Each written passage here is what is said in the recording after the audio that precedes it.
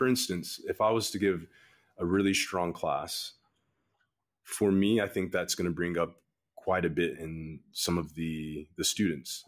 So it'd be like, what's the inner dialogue? What are they going through? Are they going through like, oh, look what everybody's doing, I'll never be able to achieve that? Or this class is just too strong for me. And so there's an element of truth of like, okay, if it's too strong, what's the best choice for you? Maybe you need something different in your life at this moment where you need to slow down. And so it's making me think of a good friend, and he would describe yoga as like, he says that yoga isn't there to make you feel good. It's just there to make you feel. And so we get to tap into what's really going on with us, and then we can make a choice from there.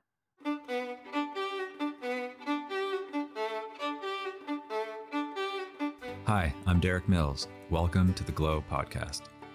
In this episode, I continue my series of teacher interviews. Today, my guest is Marc Laws, joining us from Bali.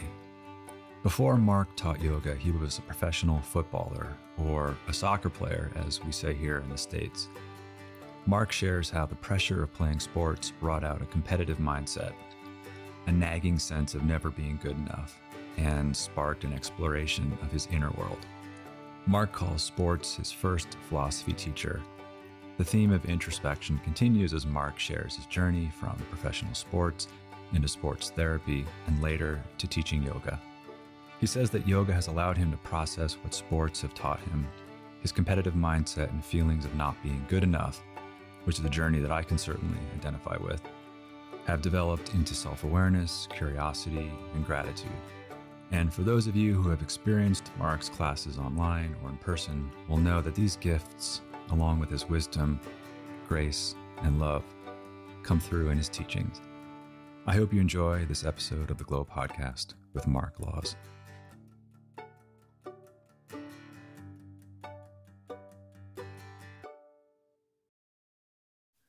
Hello, Marc. Good morning. Derik, good morning. It's so great to see you. Just seeing you makes me smile.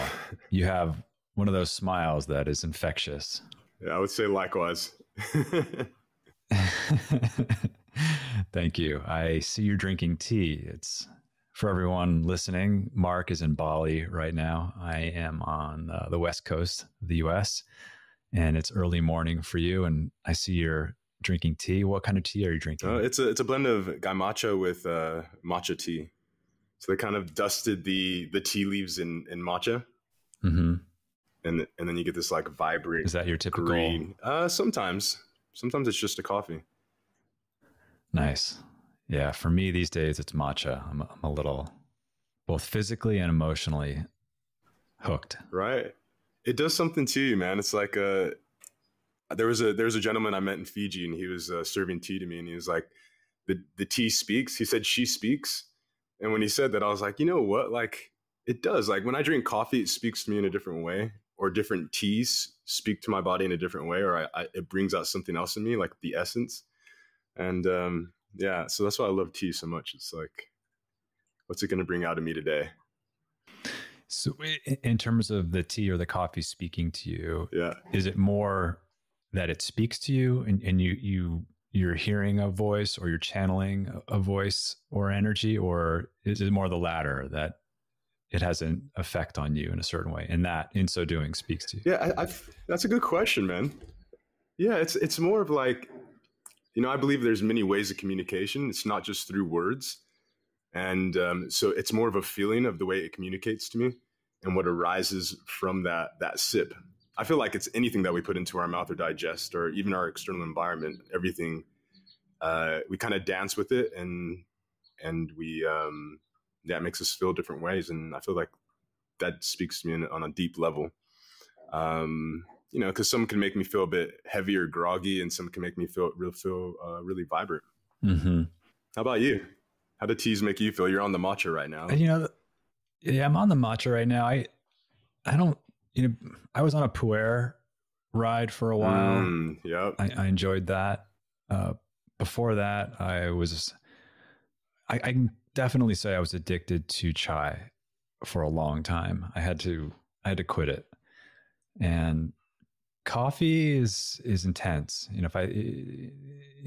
If say matcha is like a steady lovely traveling companion, coffee is like the gremlin on my shoulder, nudging me to just to go hard and intense and a bit wild. Whereas something about the matcha is more like a wise sage guide. Yeah, you see what I mean? That's what I mean by communication. You said it so eloquently. Of that, the ride, that's the word you use, is like that ride that you get from each one. I wanted to thank you for sending that incredibly lovely video to our team. Our team meets virtually every Monday morning, and you sent us a video expressing how you felt about some of the work that our team had done recently. And I know I thanked you privately for this, but I wanted to thank you publicly as well, because it meant so much, for our team to hear directly from you. Often when you're busy creating and developing, especially for our engineers, there aren't often those touch points with, say, customers or with teachers. And so to have that direct moment of hearing the impact and, to what extent their work and efforts and passion pays off, it's this direct sense of meaning and value. And I can't overstate just how important that is. And so thank you so much for doing that. Yeah, absolutely, Derik. Yeah. I feel like, there's two things coming up for me in terms of, like, in my personal life, like the practice of gratitude, as well as there's a ceremony that happens out here in Bali. It's probably one of the biggest ones, called Galungan. And it speaks about, it's almost like you're looking at the bigger picture, because it is opening the space to our ancestors. And so when it makes me think of, like, the history of the people before us that left their essence and left their gifts that we could build upon, it makes my mind think of, like, well, I'm doing this amazing stuff, through the Glow app. And, even you, like, there's so much gratitude to you. I was saying to you privately of, once you were there, you were following a dream or this feeling of bringing this into existence. And then the team, specifically talking about developing this app, of how much they're giving to so many people, including myself, of all of us collaborating and being able to offer such a potent technology, or a potent exercise, this yoga practice that, we don't get to see everybody on the other side of it. But when we think about it, we're just like, wow, thanks to that person for putting in the work that they love, that's developing something that we can share, such a powerful thing. And we start to look at technology in a positive way. But yeah, I had so much love for all of you guys. It's such a beautiful team, and fam, I like to call it, at Glow. Thank you. I appreciate that very much. Yeah, man. Speaking of technology, the fact that we're on different sides of the planet right now, having this conversation and recording this, it's pretty incredible. Yeah. And I wanted to thank you for hosting a podcast episode on Glow. Marc interviewed Celeste Pereira for one of our episodes, and I think that was back in September of 2022. And that was wonderful. Thank you for doing that. Yeah, absolutely. Yeah, that was a pleasure of, I loved it, man. It was like to be invited to interview someone, and now being interviewed by you, and taking a moment just to, again, like, dive deep into what everybody has to offer. Like, when you were a kid, at least this is what it was like in my family, and the adults would start speaking, and it was time for, like, the kids to leave the room. They're like, come on, adults are speaking, go out and play, just get away. And sometimes you just wanted to be the fly on the wall. Right. And just hear it. And I was like, I feel like that's what podcasts are.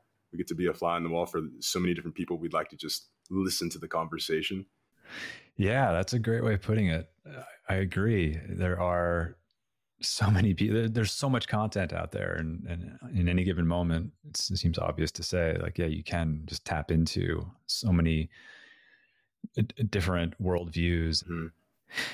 So in your bio, you refer to a particular class that you took when you realized that you could help your clients get to the root of their physical and mental ailments. So I have a two-part question to kind of kick us off here. All right. One, what was that realization? And two, like, what were the key moments or experiences, say in childhood or early adulthood, that led you to that important moment of connecting the dots? All right. I like this, like Pulp Fiction. We'll start in the middle and then we'll work our way back and then come to the now. That's right. So from that moment I was in London when I took this class. And from that moment, I think it must have been 8 years from when I took my first class. And in between that 8 years, I probably did yoga a handful of times because Bikram was hot, no pun intended. And so every once in a while I would do it when I was traveling, but I just saw it as a physical practice. And also I didn't really see it as a practice. It was more of, this is great for my physical flexibility and it helps my my game as a footballer or a soccer player. And so maybe I would do, let's say, 2 or 3 times a year. And then fast forward, and I started to dabble in a little bit more yoga, and I got invited to go to a studio. It's probably my first proper yoga studio. And this gentleman named Stuart Gilchrist, he was leading the class. I think he's been teaching for over 30 years, maybe 40 years. And this gentleman, he used to be a lawyer, and he'd work for the weekends, and he's out with his boys or out with his people in Camden Town, and decides he wants to climb a wall all drunk, and he falls off the wall, and he breaks his back, and he's paraplegic. He's in the hospital, and he just happened to date a girl that did yoga.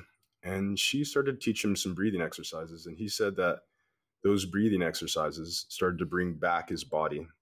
And eventually the asana practice brought back all of his strength, and he's fully able and walking again and has one of the strongest practices. And he dedicated his life to the yoga from then and there. And you can still find him teaching around London.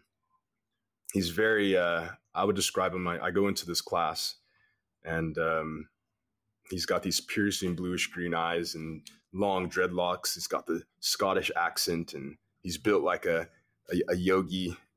And he delivers his class and reminds you, like, I'm still like in this highly competitive state of mind. And he's calling out this asana, and he's like, downward facing dog, jump into handstand, do this, do that. And I was like, no way. I just had to stop and look to the side and look to the other side. I'm like, whoa, people are doing this. This is incredible. And then it lit me up because I was like, I wanted to be competitive. So I'm looking over to the side. I'm like, yeah, I can do what he's doing. One day I can be better than that person. And this is my inner dialogue. I could just hear it. And as this inner dialogue's happening, he's speaking and he's talking about the ego. And as he's breaking down the ego and calling out the asana, I was like, oh my God, that's me. I'm so egotistical. Oh my gosh. And suddenly everything just clicked. That was my like tipping point, where it was like, first was how egotistical I was in terms of I was giving my power away because I wanted to be better than the next man, right? Rather than being inspired by the next man and then just looking within myself and being like, what's this potential where it's limitless, rather than I can only get to the level of the next man and then the next man and the next man. And suddenly I was like, I had this whole other realm that I can sit in of just like, wow, I can grow into, well, limitlessness. We could just keep on going. And it felt lighter. And then for that moment, that clicked. And then because of that clicking, I saw all these layers of within myself of like my mental constructs of like how I'm thinking, how that had an effect on my body. And then all of a sudden that just intertwined with all the clients that I was seeing over years of what they were dealing with, and realizing, because it's a very intimate setting, sports therapy, you're in your room and you're having a talk with your clients, and they share some very intimate things of like what's going on in their life. And also we're dealing with this physical element. And in that moment, the yoga just shot all of these different layers of self of like realizing with my clients that there was so much that was happening to them because of the way they were, their mindset, like pushing themselves to the edge of thinking that they needed to, well, push themselves to the edge and not take good care of themselves. It's like I forgot who said it. Was it Aristotle talking about like, you know, most people will focus on the wealth and forget about their health and then end up spending their wealth on trying to retain their health or bring it back. And it's like this vicious circle. And that's what dropped, all of that dropped for me in that very moment, in that very class. And then so I approached my clients in a completely different way, where there was one woman in particular. I was just so happy for her when she came in with this terrible back pain, lower back. And she's had it for over 9 months. And as she's speaking to me, she's barely taking a breath. And I'm noticing this. And she seems so stressed out. And so we decided to lay her down and we just do a bit of massage. But during the massage through her back and doing a few different stretches, all it was cueing was the breath. And we cued the breath for 30 minutes, just nice, long, deep breaths. And then that was it. So she left. She came back for her second session the next week. And she's like, I don't know what you did, but I feel my back pain is gone. Everything just feels wonderful. What did you do? And it's like, I knew in that moment that now she can receive what I was about to say. And I was like, well, it wasn't me. It wasn't me that did anything. It was you. I was like, do you notice your breath? And do you notice what's going on within yourself as you're dealing with these stresses of life? And in that moment, it clicked for her. It was like, we didn't need any more sessions. She focused on her breathing. I saw her maybe one more time. She talked about completely better, 100%. Focusing on her breath now, she said every once in a while, she'd just take a moment to breathe. And somehow that was all she needed. It wasn't any special manipulation or massage technique or stretch or anything. It was just that's all she needed. And because of that yoga class, I was able to see another dimension. And in fact, that was one of the reasons why I was like, okay, it's time to move into yoga and just be a deeper student on what it has to offer, because it looks like someone did leave a manuscript for being a human being. Yeah. So you, in that role, were helping people navigate pain. And in that moment, in that class, you connected with your own experience of pain. And that seems like it, or sounds like it, was the beginning of a journey for you. And did that change how you experienced, faced, accepted the pain in your life? Wow, that's a good question. Because I never saw my my egotistical power as a pain. And maybe I'm projecting here, because that's certainly when I reflect back on parts of my journey, the moments where I experienced the most shame or anger towards myself or judgment. Typically, if I trace it back to its origin, there's some pain that I, perhaps I'm not aware of, it's unresolved, or it's just it's there to be processed. Absolutely, Derik. Yeah, it is. And when I trace back the source, and you touched upon it, where it was like there was this inner chat that seemed to dissolve, which was never being good enough. So it was usually coming from that space of like, I just got to be better, 110%. This isn't good enough, and just being really hard on myself, especially during the game of soccer. Like, people would come up to me, I remember, after a game and be like, wow, that was an amazing game. And if I felt like I made one mistake, I couldn't receive their praise whatsoever.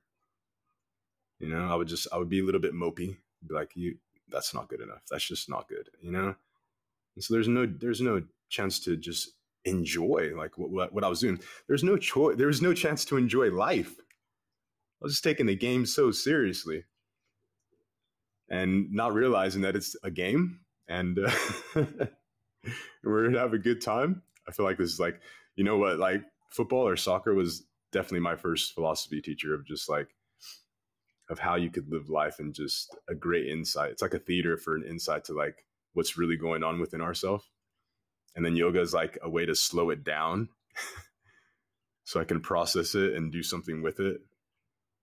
And I start to link the two. I'm just like, wow, it offered so much, these two together. But yeah, definitely the source would be pain. That's one theme that I was hoping to cover with you, is to what extent your experience, and we can use football or soccer, the term interchangeably. It's a shame that there isn't just one word for it across the globe. Although if we took the majority of humans, we would use the word football. In what ways has that part of your life informed how you teach yoga? Jeez. Yeah, that's really thought-provoking questions where I just need to take a moment. Because there aren't that many yoga teachers out there in the world who were professional soccer players. Yeah, what I bring from it for sure is like I guess that there's the ability to look at somebody, and it's almost like what football can do, or soccer, the theater of of sports in general. They bring out the rawness of us because they put us under pressure. And I feel like sometimes pressure can bring up, in fact, I think most of the time pressure brings up what's really going on. Because when life is nice and sweet, we don't really have to face anything. But when we have some pressure, then it lets us know where we really are versus where we think we are. And so I had the opportunity to be with, 18 players, 11 on the pitch. And all of us are working out our personalities and the way we move towards goals and working with others. And so there's this, one is the language we're using towards each other, but there's also this energy of the way we're treating each other, or if people are keeping the optimism, if you're losing, can they keep the optimism? How long can they keep the optimism? And then through that, tap into that energy of just like playing the game. What's their first reaction when they lose the ball? So it's like all of these like body language things, energetic things that I use when I approach yoga. And so when, for instance, if I was to give a really strong class, for me, I think that's going to bring up quite a bit in some of the students. So it'd be like, what's the inner dialogue? What are they going through? Are they going through like, oh, look what everybody's doing, I'll never be able to achieve that? Or this class is just too strong for me. And, there's an element of truth of like, okay, if it's too strong, what's the best choice for you? Maybe you need something different in your life at this moment where you need to slow down. Or maybe this is an opportunity to realize what's my inner dialogue as like mine was, as I approach challenges. Is it coming from like a loving place and an inspirational place, or is it coming from somewhere else that doesn't actually feel as good as I would like it to feel? And so it's making me think of a good friend, and he would describe yoga as like, he says that yoga isn't there to make you feel good. It's just there to make you feel. And so we get to tap into what's really going on with us, and then we can make a choice from there.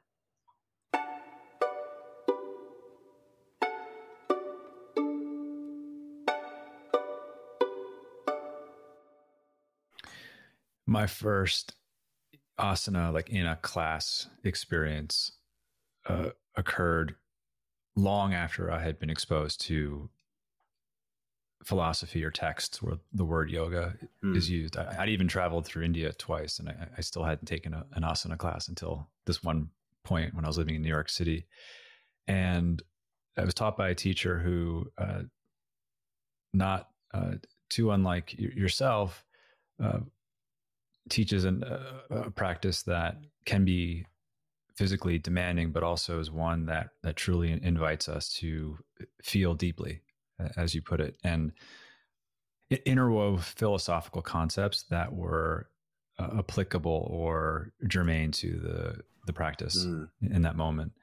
And it's how you teach in that way, and how your character comes through as you navigate that and deliver on that skill set that you have, is something that I really appreciate about you. And I'm curious, Is there anything about your background or your upbringing that created that affinity for philosophy or for connecting with your own interior life and your desire to invite others to connect and explore their own interior lives? Mm. Back to the second question. Um, yeah, I feel like what's coming up for me now is that I'm not sure if that was imprinted in me before I arrived or if it's in my DNA. But I also do realize, as you were saying that, what came up for me was a moment of feeling um, just not accepted by my external environment. So I was going through quite a bit of racism when I was younger, when I first moved to New Mexico, and that feeling of not being accepted um, also gave me insight to, well, two things. One, I'm the type of guy that like be at the cinema and I'll be watching the movie and then something will click and I'll be like, I wonder what everyone else is doing. You know, what's their reactions? And I'll turn around just to see what everyone's faces look like as they're watching the screen. And so there's moments in life where I'll do that, where I'll look at the people around me and see what they're going through. So I'm catching like their vibes, making sure that they're okay. And then through that, um, I think the not being accepted also created a drive to wonder why would people treat somebody else like this. So in the psychology of not blaming them but wondering like what they went through. And of course, like I think being raised religious as well, as you start to ask questions of like, what is life? But then on the same point is like, I think one of the biggest reasons, at least the biggest reasons I give my life, is what is our potential? And I want all of us to realize how free and powerful we actually are, um, and how much of a miracle that this life is, and that we really don't know anything. So therefore, why should we draw the line in the sand when we're moving through life, no matter what our endeavor is? And just to keep that curiosity of coming from a space of awesomeness, because it truly is, man. Like when I think about, like, my son's 3 years old and I'm just having another baby in December, and to see these little eyes look at me from the most playful and loving place, but also seeing him grow in my wife's tummy and then be alive right in front of me is like the biggest miracle that I've ever witnessed. And then connecting that to everything, the whole orchestration of like the cosmos and the gravity pool of all the planets. And then we're one of those planets. And it's like, then there's the earth and growing all of these things. And we're part of that perfect balance. I'm just like, what? How can I take the things that man makes so seriously, that I can just like come back and be like, oh, no, chill out. Like, we're here to play. We're here to learn. And we don't know anything. So let's just continue to move on. And I feel like all of those connected for me from my past, first coming from a place of like just grief and non-acceptance, and just wondering, you know, where do I fit in? You know, and starting with the physical, because that's what most people would judge me by.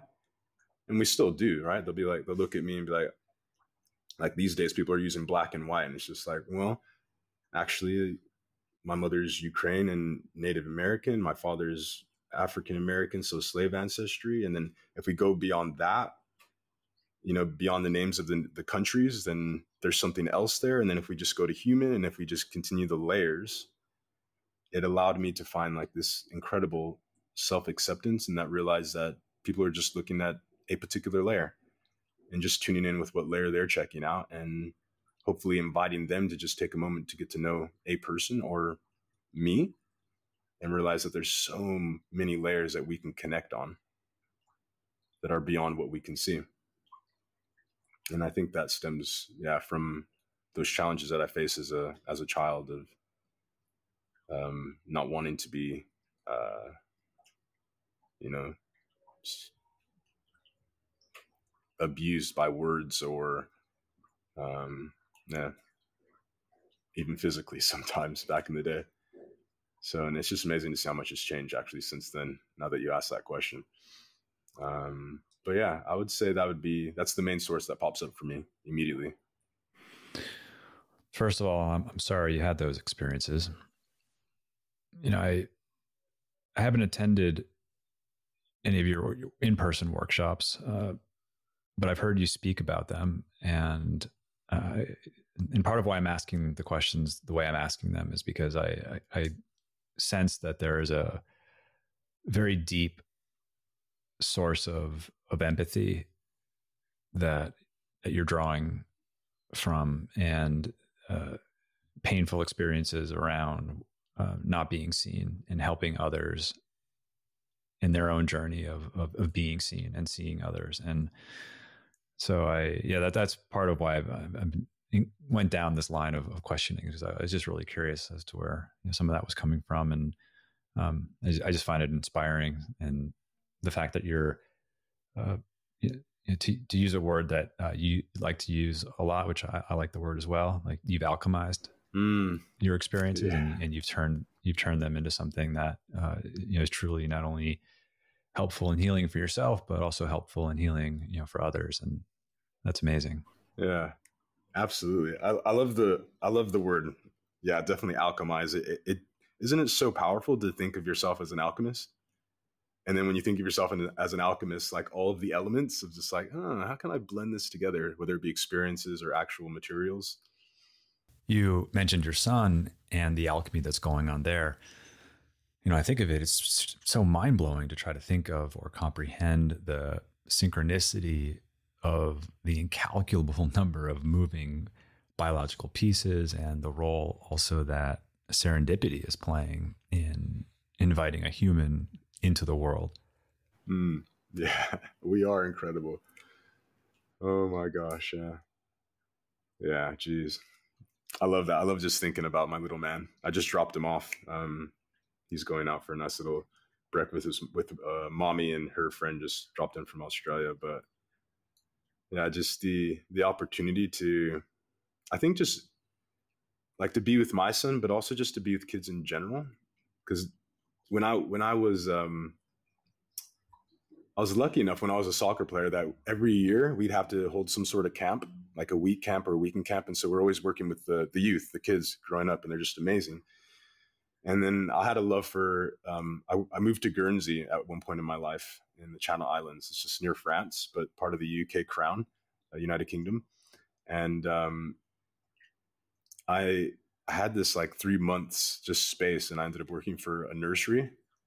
So I was working with preschoolers and stuff like that. And it's just like the greatest joy to work with kids, because all you do is play all day, right? And you just look at this beautiful innocence, and you get a little reminder of like who you are and where you came from and what lights you up. And also like for me now and Sage is like giving him the space as well as myself to digest life and emotions or whatever we're going through. It's like he's 3 years old. He's been on the planet for 3 years. Right.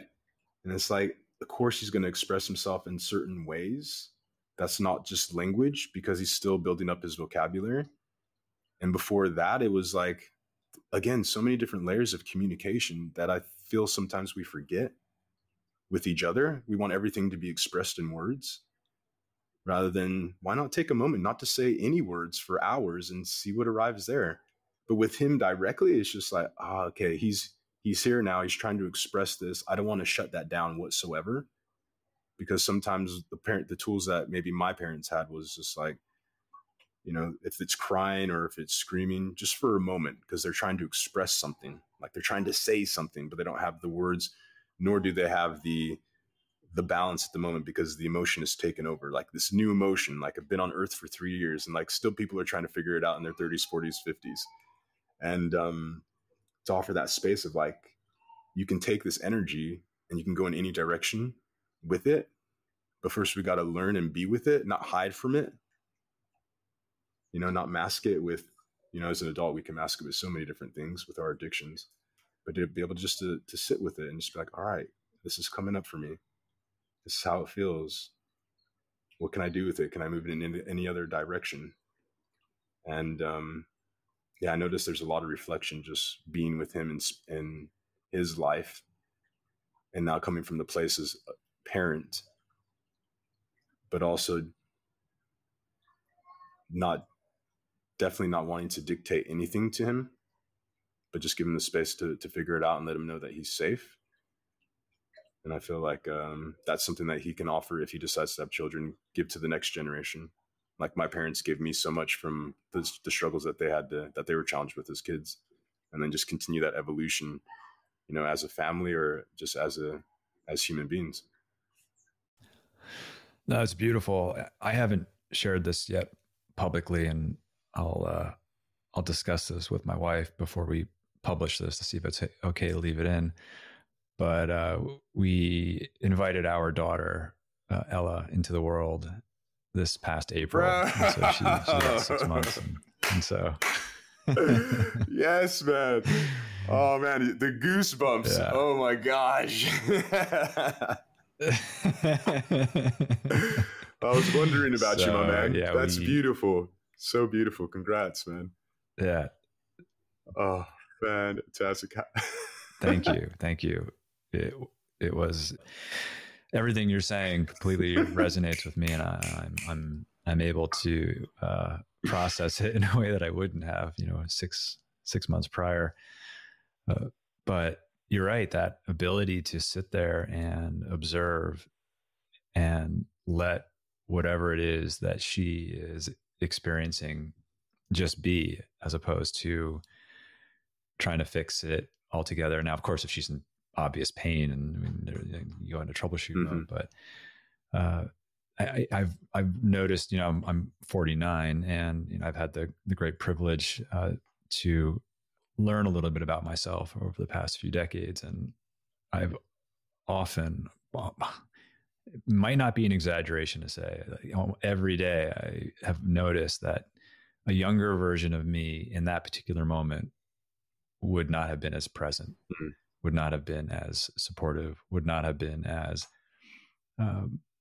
freely creating the space that you're referring to, for her to have her experience. And so, yes, soaking up the wonder and awe.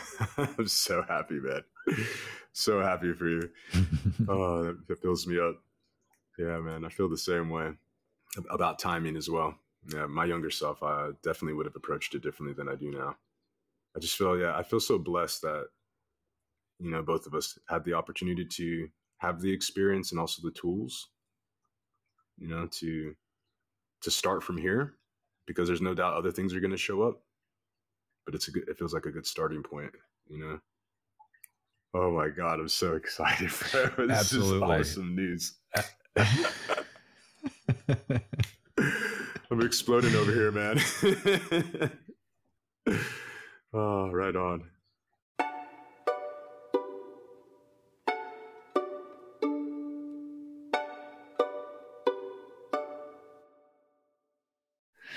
Our team behind the scenes just loves connecting with our teachers, throughout the entire experience, from onboarding to co-creating classes together and so on. And so one of the questions that they've asked me to ask our teachers is, what is it like working behind the scenes with Team Glow? Yeah. I love that question, because I feel in the world today, at least that's what it's changing, I feel. But when I was growing up, it was all about the lone wolf or the lone ranger, or this person that did everything by themselves. Like we seem to, it's almost like what's the word? Like, we celebrate and praise our champions. Like, we can take, like, sports, for instance, we'll take one player and they'll just be like, it's that player. They're the best player. It's like, okay, well, what about the rest of their team? Like, what are they going through? What are they sacrificing?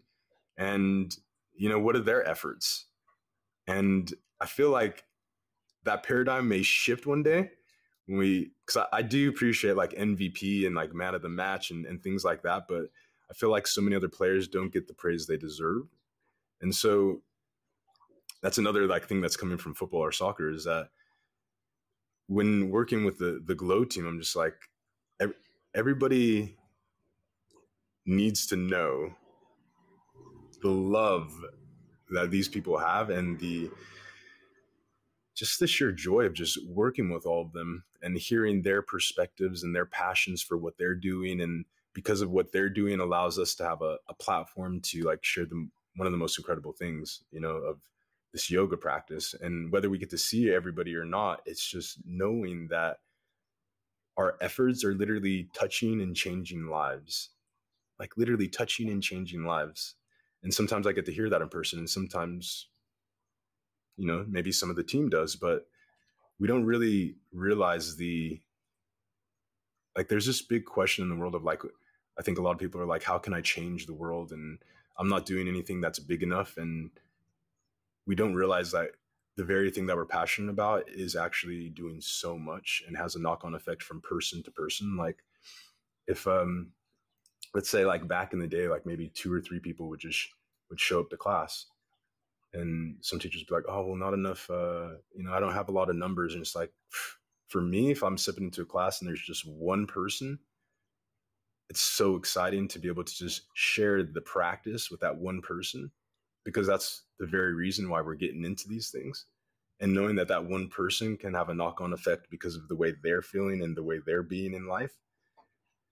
And so when I look at the Glow team and the innovation and the new ideas of like, how can we make a better experience, for the people out there in the world to come and do something that's so sacred to them, and literally choosing to spend their time, their life, like time is life, to be involved in something that we're all co-creating together, is just blows my mind. And so I just have so much love for the Glow team, for the Glow fam, and all of them just putting in their energy and tapping into their passions and expressing them through this medium that we get to share collectively. I just love it.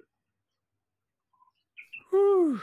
Put a tear in my eye, my friend. It's amazing, right? You basically summed up why this was of interest to me to get the ball rolling on this thing called Glow back in 2007. I'm so happy you did, man. I love your story.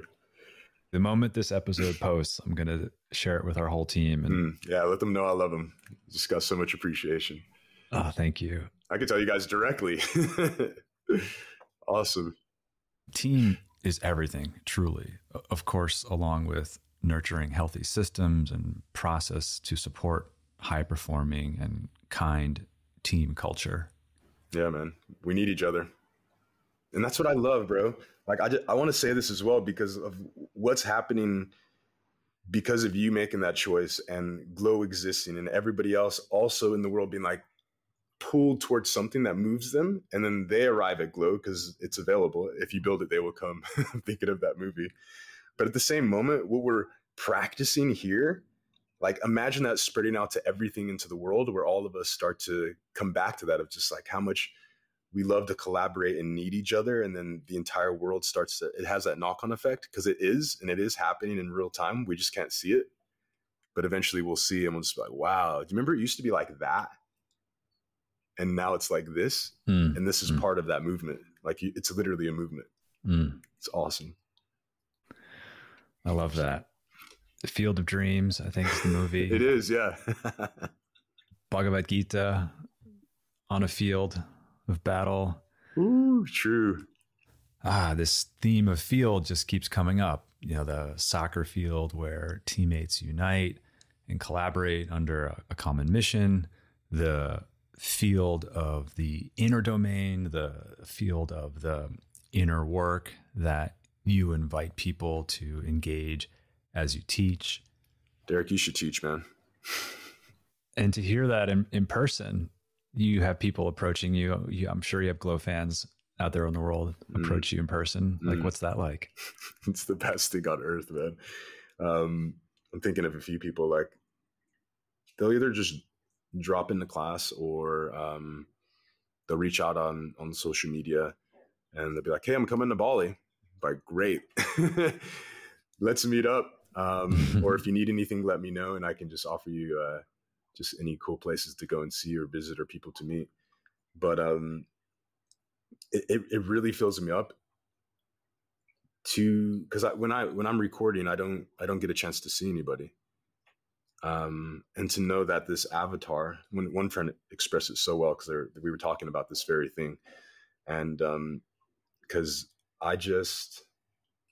so this is a girl that came to class, and she came to a few classes while she was visiting, and then she went away and she's like, "Hey, like I really want to practice with you today. Like, where can I practice?" I'm like, "Well, I'm on Glow. Go check that out." She went on there. She sent me a picture of her practicing the class, and she said, just like, it's just amazing to have that ability where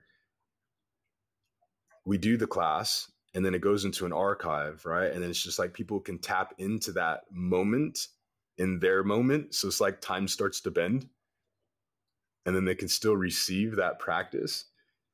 And it's just mind blowing how we're bending time and still being able to leave the essence, where it's still like the avatar is still out there doing the work, while in person we're still doing the work or going in whatever direction of choice. But then also meeting people where it's like they've done the practice, and then I get to meet the person, and they're just like, "Wow, Mark, I was going through this in my life, and it was so challenging, but to be able to come to the practice, to be able to come to Glow and do practice with you like once a week." And then some of the other amazing teachers that are on there, they would tell me some of their favorites, and we talk about that. And it's just like, I'm so appreciative to have that conversation, to see the knock-on effect that it's having.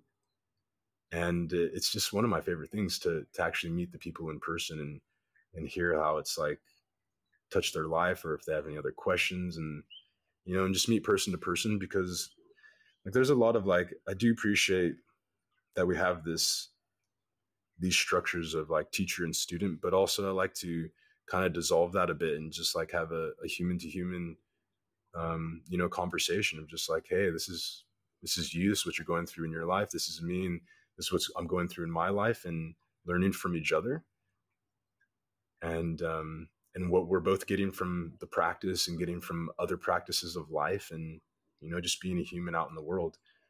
And I think that's what I love about Bali as well, is that, well, India too, but because I'm in Bali, I get to see, like, I just taught a class at this retreat, and some of the students were asking me like about, yeah, do you meet a lot of Balinese practicing yoga? And I was like, yeah, they practice yoga, but they don't practice, a lot of them don't practice by rolling out their mat. It's like, it's actually ingrained in their ceremonies and their culture. And it's completely different type of what we think yoga is, because it's so vast, the different approaches to yoga. And it's like living in a yogic world, living in Bali, especially the bigger culture of like Hinduism that's still here, and some of the great sages that touch Java and the Javanese kingdom, just spreading out through, because we're right next to Java, Bali. And in Bali, these ancient practices are still alive. And yeah, it's like to see yoga practice in a different, like, it's making me think. My dad came to visit, and he's really into photography. So I set up I reached out to this guy to take him around to just shoot some amazing landscapes. And he picked us up, and he took us to these incredible, he took us to around Kintamani, which is just this beautiful, like, mountains and lakes, and just beautiful people. And anyways, on our talk in the car, he's like, "Hey, so what do you do?" And I was like, I teach yoga." And he's like, "I practice yoga. I love yoga." And his practice is more around mantra and meditation. Mm-hmm. And he was telling me what he was getting from his yoga, and he was just so excited and just blissed out, this guy was. And it was just so awesome to see, like, like the different approaches and the different styles and lineages of yoga. Yeah, I'm recalling fondly back to some of my own experiences. My first time in Bali was in '97, and a few other of the islands in Indonesia. And it's so wonderful that people like you and more so others are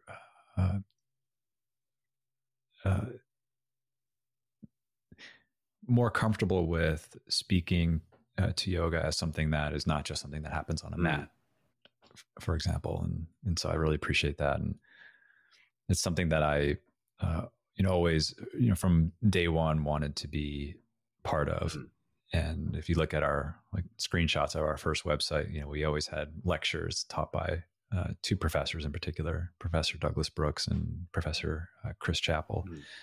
And so the fact that, and we've always sought out teachers who, have on a continuum some affinity for or resonance with that worldview as well.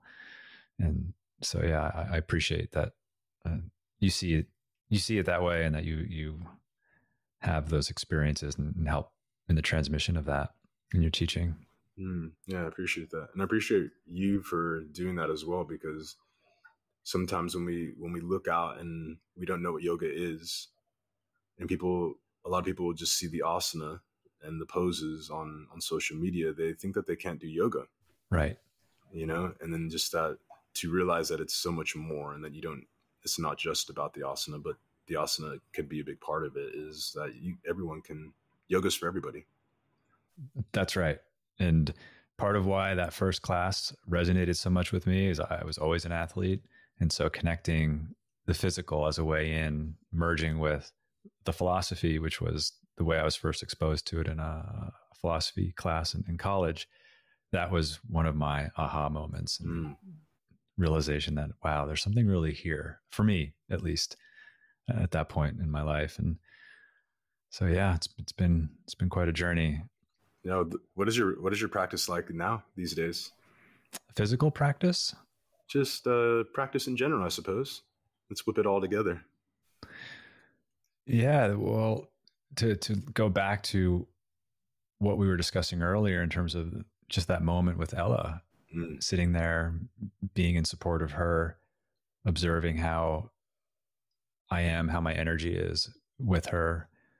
And I could apply that to any relationship with my wife or with a colleague, how I treat myself, my internal dialogue, the extent to which I'm able to or not able to access joy in any moment.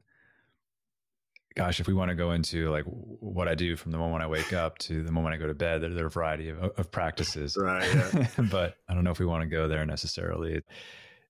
I would want to go into a much more comprehensive list of topics that I try to focus on that support my well-being.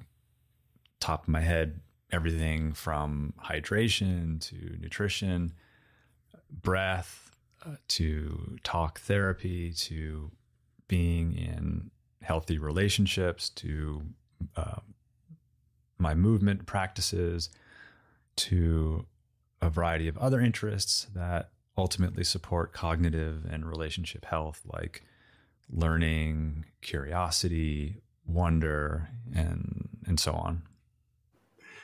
I think that's good. That's like the source of it, right? I try so much for these to be about you and not about me. I think it's good to hear a little bit about you, because as you're speaking, it's like that's where my practice is as well. Just like the practice of, well, mostly off the mat, is realizing the things that I've taken from the mat. And again, this is like soccer. It's like this, that created a theater for me to get to know myself. And then when I roll out the mat, or at least come into the space of yoga, it's another opportunity to check in, to slow things down, to see where I'm at, and then take that and just be like, okay, in real time, the speed of life, where am I at? And these tools that I learned on the mat about myself, I'm just like, oh yeah, that's what came up here. All right, how can I, start to mold things into the direction of my choice, or who's the person that how can I come from more love and more spaciousness and more presence? And the two just interlink. So I love what you said. It's just like, that's a lot of my practices. How am I in real time, in real life? Right. I love that. Like, how am I in real time? Because what we measure or monitor about ourselves is what we care about, which in turn helps us hold ourselves accountable to those metrics or those data points or behaviors of how we're showing up in real time. And as you said, the slowing down and monitoring in whatever form that takes provides a practice and a learning, which then makes more room for humility, curiosity, and the compassion that we can bring to the next challenge or crisis that is just right around the corner. Yeah, and that's, for me, that's the yoga practice that I endeavor to share, through the medium that we're sharing, and is just those opportunities, just being like, what's the best version of myself that I would love to, or just the remembering of how special we actually are, and how valuable this life is, and every relationship and what it has to offer. And I feel like yoga kind of just turned up the light, on all of that. That's right. I like that. Dial up the light. Yeah, man. Dial it up. And it's helpful for me to remember, the brighter we shine, the greater the shadow we can cast, the greater the shadow that we have to work with.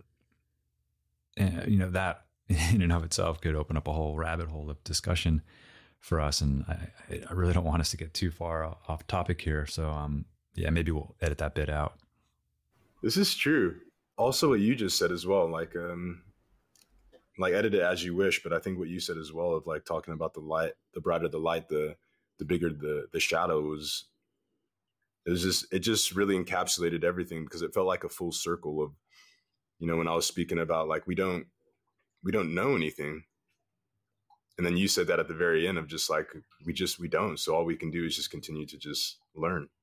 And so there was this full circle moment of just like, right. That's so important, and it's so true. You turn up that light, baby, the shadows.